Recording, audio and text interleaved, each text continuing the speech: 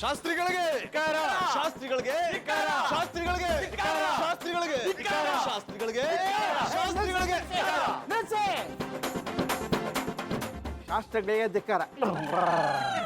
ಯಾಕಯ್ಯ ನನ್ನ ಮೇಲೆ ಧಿಕ್ಕಾರ ಕೊಡ್ತೀರಿ? ನಾನು ಯಾರು? ಯಾರಿಗೊತ್ತು? ನೀಲಕಂಠ ಶಾಸ್ತ್ರಿ, ಜ್ಯೋತಿಷ್ಯ ಶಾಸ್ತ್ರ ಪ್ರವೀಣ, ವಿದ್ಯಾ ವಾಚಸ್ಪತಿ, ಅಭಿನವ ಕಾಳಿದಾಸ ಮೃದಾಂಕಿತ ಮಹೋಪಾಧ್ಯಾಯ ಅಂತ ಬಿರುದು ತಗೊಂಡಿದ್ದೀನಿ ನಾನು. ನಿಮ್ಮ ಬಿರುದುಗಳಿಗೆ ತದಿ ಬೈ, ಅದರಿಂದ ಎಂತೂ ನಮಗೆ ಬದನೆಕಾಯಿ ಯೂಸ್ ಇಲ್ಲ. I don't like it. ನೋಡ ಅವ್ನು ಹ್ಯಾಂಗ್ ಮಾತಾಡ್ತಾನೆ, ನೀನಾರು ಅವ್ನು ಬುದ್ಧಿ ಹೇಳ್ಬಾರ್ತೀನ? ಶಾಸ್ತ್ರಿಗಳೇ, ಬುದ್ಧಿ ಇರೋ ನೀವೇ ಹೀಗೆ ತಪ್ಪು ಮಾಡ್ತಿದ್ದೀರಾ. ಇನ್ ಬುದ್ಧಿ ಇಲ್ದೇ ಇರೋ ಅವ್ನಿಗೆ ಏನ್ ಹೇಳಕ್ಕಾಗುತ್ತೆ? ನೀನು ಹಾಗೆ ಮಾತಾಡ್ತೀಯ. ನಾನೇನ್ ತಪ್ಪು ಮಾಡಿದೆ ಹೇಳಿ ಶಾಸ್ತ್ರಿಗಳೇ. ಇಷ್ಟು ದಿವಸ ಬೆಳಗ್ಗೆ ಅಷ್ಟೇ ಕರೆಂಟ್ ಹೋಗ್ತಿತ್ತು, ಈಗ ರಾತ್ರಿ ಇನ್ನೂ ಹೋಗ್ತಿದೆ. ಇದೇನು ಕಳ್ತನ ಮಾಡಿಸೋದಕ್ಕ ಅಥವಾ ನೀವೇ ಮಾಡೋದಕ್ಕ? ಮೋಸ್ಟ್ಲಿ ಕಳ್ಳರೊಟ್ಟಿಗೆ 50-50 ಪಾರ್ಟ್ನರ್ಶಿಪ್ ಇರ್ಬೇಕು. ಹಾಗೇನಿಲ್ಲಪ್ಪ, ಬೇಕಾದ್ರೆ ನನ್ನ ಮೂರನೇ ಹೆಂಡತಿ ಮೇಲೆ ಆಣೆ ಮಾಡಿ ಹೇಳ್ತೀನಿ, ಇದ್ರಲ್ಲಿ ನಂದೇನು ತಪ್ಪಿಲ್ಲ. ಹಾಗಿದ್ರೆ ಹೇಳಿ ಶಾಸ್ತ್ರಿಗಳೇ, ಈ ಲೋಡ್ ಶೆಡ್ಡಿಂಗ್ ಇಂದ ಯಾರು ಕೈವಾಡ ಇದೆ ಅಂತ ನೀವು ಹೇಳಲೇಬೇಕು.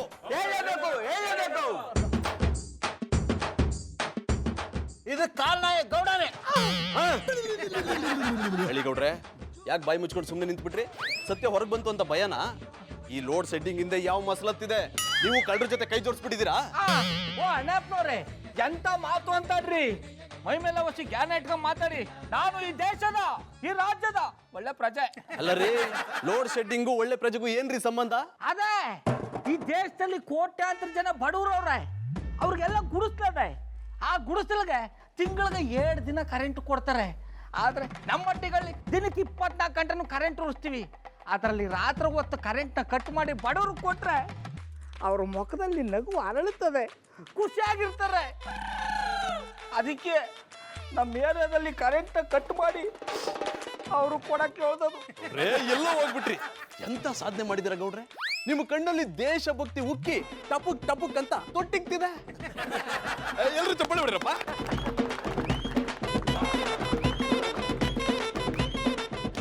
I like it. ವೈರಿಂಗ್ ಮಾಸ್ಟ್ರೆ, ನೀವಿಂಥ ದೇಶ ಪ್ರೇಮಿ ಅಂತೇಳಿ ನನಗೆ ಗೊತ್ತಿರಲಿಲ್ಲ. ನಿಮ್ಮ ದೇಶಾಭಿಮಾನಕ್ಕೆ ನನ್ನದೊಂದು ಸೆಲ್ಯೂಟ್. ಶಾಸ್ತ್ರಿಗಳೇ, ಗೌಡ್ರು ದೇಶಕ್ಕಾಗಿ ಎಂತೆಂತ ತ್ಯಾಗ ಮಾಡಿದ್ದಾರೆ. ಇನ್ನು ಮುಂದೆ ಅವ್ರ ಮನೆ ಕರೆಂಟ್ನ ಅರ್ಧ ಗಂಟೆ ಬೇಡ, ಇಡೀ ರಾತ್ರಿ ತೆಗಿಸ್ಬಿಡಿ. ಅಣ್ಣಪ್ಪನವ್ರೆ, ಅಷ್ಟೊತ್ತಾಗ ಕಟ್ ಮಾಡ್ಸಿರಿ? ಈಗ ತಾನೇ ನೀವೇ ಹೇಳಿದ್ರಲ್ಲ, ಬಡವ್ರ ಉದ್ಧಾರಕ್ಕೋಸ್ಕರ ಕಾಲೋನಿ ಕರೆಂಟ್ ತೆಗ್ದಿದ್ದೀನಿ ಅಂತ. ನಿಮ್ಮನೆ ಕರೆಂಟ್ ತೆಗಿಸ್ಬಿಟ್ರೆ ನಿಮ್ಮ ತ್ಯಾಗದಿಂದ ಬಡವ್ರ ಮನೆಯಲ್ಲಿ ಸೀರಿಯಲ್ ಸೆಟ್ ಹಾಕೊಂಡು ಹಬ್ಬ ಮಾಡ್ಬೋದಲ್ಲ.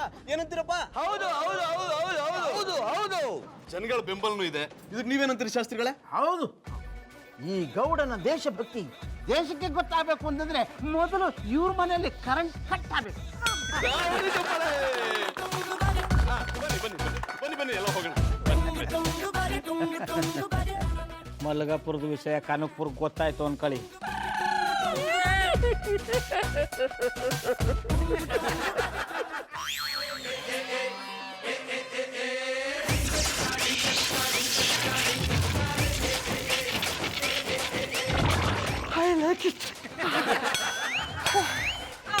ಅಡ ಕಲ್ಟಿವೇಟ್ರು, ಇದು ಯಾರಡ ನಿನ್ನ ಅವತಾರ?